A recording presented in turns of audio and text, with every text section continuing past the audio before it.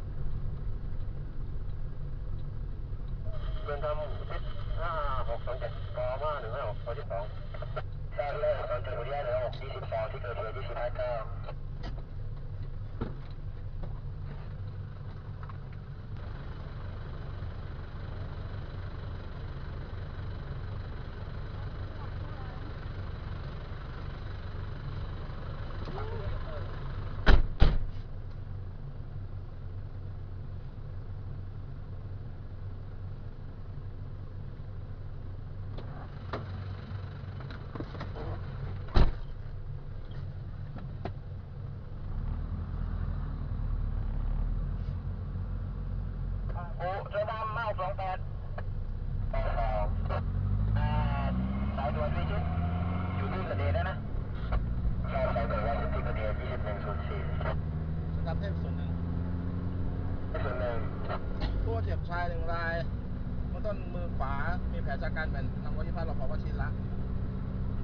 ทราบเรื่อง14ที่เกิดเหตุนายผู้ได้รับบาดเจ็บชาย1 ราย25โดยภาวะชีระเบื้องต้นมือขวามีแผลชะกันถูกนำทราบ2104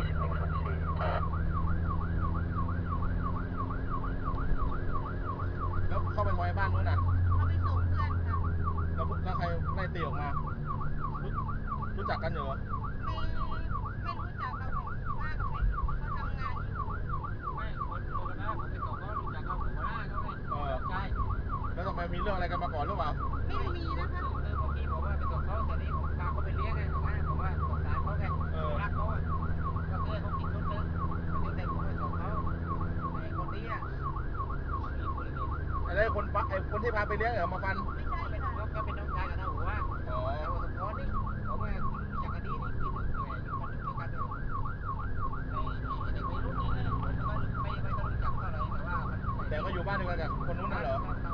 เอาแล้วก็ไม่แล้วทำไมเขาถึงมาฟันเราอ่ะมันน่าอยู่ดีเอาวิ่งมาฟันผมว่าผมวิ่งหนีผมล้มเลยนี่มันเป็นมือผมมันบ้าหรือเปล่าบ้าแต่บ้าเลยมันสูบไม่ได้ตั้งหลักเลยพี่สูบยาหรือเปล่าไปเลยเดี๋ยวผมก็บอกมันเลยว่าเฮ้ยทำอะไรนี่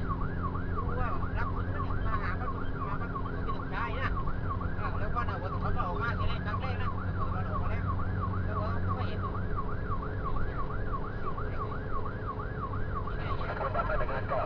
พี่ชายก็ห้ามแล้วแต่พี่ชายก็บอกน้องเนี่ยเขาห้ามแล้วแต่ถ้าเราไม่ต้องบอกเขาเลย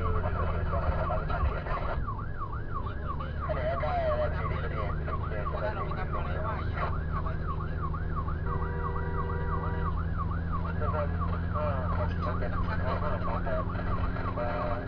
แต่คนที่ฟันนี่ไม่ได้เป็นกับเราไปกินเหล้ากับเราใช่ไหมไม่ที่เรามาส่งแกใช่ไหมแล้วในวันที่ว่าแกบอกว่าแกอยากกินต่อใช่ไหมแกไม่มีตังค์ใช่ไหมว่าเรียกแกกินซะหน่อยพอกินเสร็จพอถึงนี้ผมก็ไปส่งแกที่บ้านนะส่งแกไอ้ไตคนนี้ก่อนที่เราเกิดเหตุมันไปนั่งอยู่ตรงนั้นนะนั่งอยู่ตรงที่ผมกินอ่ะเข้าไปในบ้านแล้วนะไปส่งได้หัวไม่ใช่ตกใจอยู่ด้วยกันนะว่ารักแกนะรักแกหัวญาติส่งแกปั๊บไปส่งใจก็มาห้ามนะแต่ห้ามอยู่ที่ไหนแกมองนะนี่ก็ห้ามทีนี้ว่าขวามันถือมีดนะผมก็ล้มนะถ้าผมไม่ล้มเขาก็ทำอะไรผมไม่ได้หรอกผมล้มฟันมือผมตกการเลย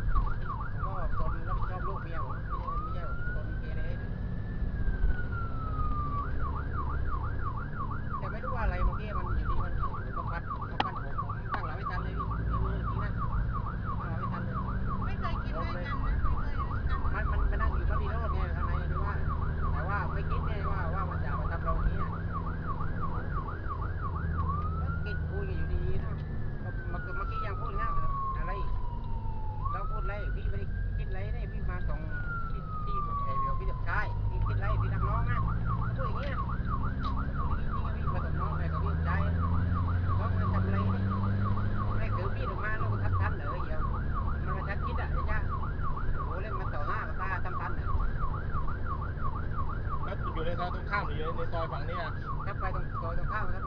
แล้วตำรวจเดินเข้าไปในซอยนั้นทำไมเพราะว่าซอยตรงข้ามที่พี่เห็นเมื่อกี้ที่ผมอยู่ว่าซอยตรงข้ามปวดหัวเลยถ้าผมไปส่งเขาอยู่ดีถ้าผมไปส่งเขาผมก็ไม่โดนหรอกผมก็ไอ้ตอนนี้ผมไปส่งเขาเป็นน้องในหัวที่ดูน้องในหัวที่ดูนั่งเกี่ยวผมน้องโทรศัพท์เขาอยู่ไหนอ่ะตาก็หายหมดเลย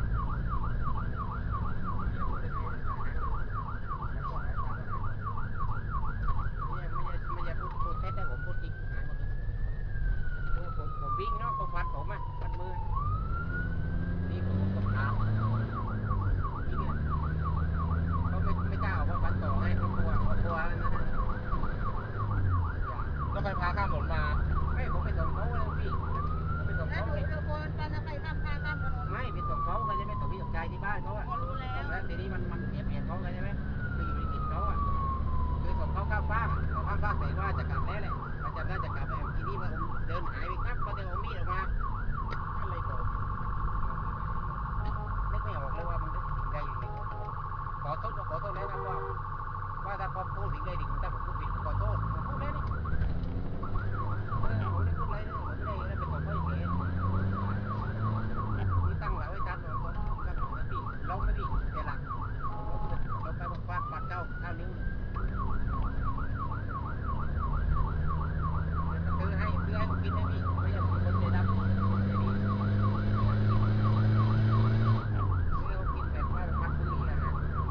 คนที่กิน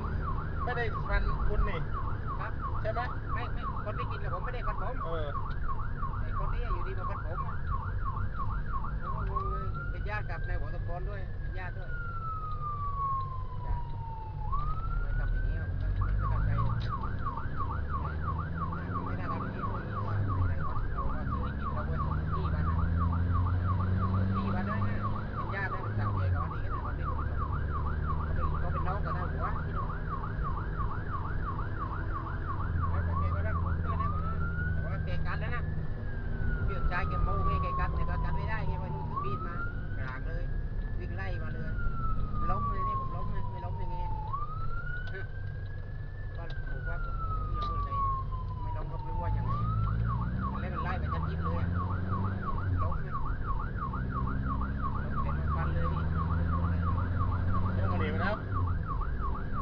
มันฟันทีเดียวก็ไปเลยเหรอ ใส่ในซอยนั่น เป็นฟันทีเดียวปั๊บผมวิ่งต่อไงผมได้ผมว่าวิ่งต่อแต่ว่าไม่ตามเลยเพราะกันนอกไปนั่งข้างในผมก็รู้จักเยอะนะก็ไปฟันต่อแต่มันก็รู้จักคนก็ได้มานะแต่มันไม่กล้าฟันต่อว่าเอาฟันต่อเงียบอยู่ในซอยมันนะไอ้อะไรทำอะไรน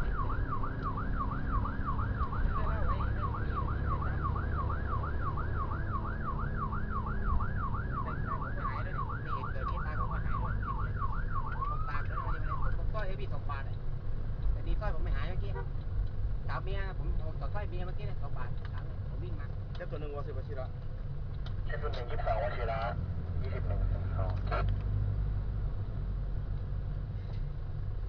เปิดประตูลงไปข้างหน้านี้เอาเปิด ดำขึ้น